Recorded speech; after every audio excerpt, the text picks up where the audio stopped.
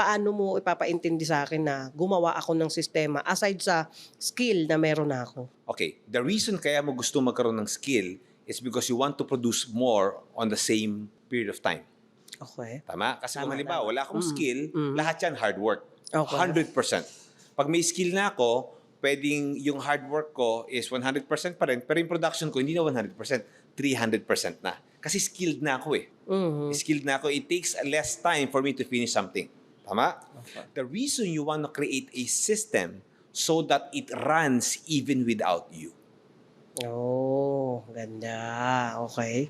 That's the reason for that. Kasi sa isang negosyong lumalaki, in a layman's term, sabi mo nga, system is something that would actually make your business a machine. Maraming tao, gusto magnegosyo para mag-enjoy ako sa buhay ko.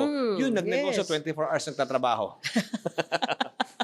Ganun nga nangyayari, Exactly. no? Most of the time, yeah. Kasi na-stuck lang dun sa paggawa ng skills na ako lang yung magaling. Hindi siya nakagawa ng system.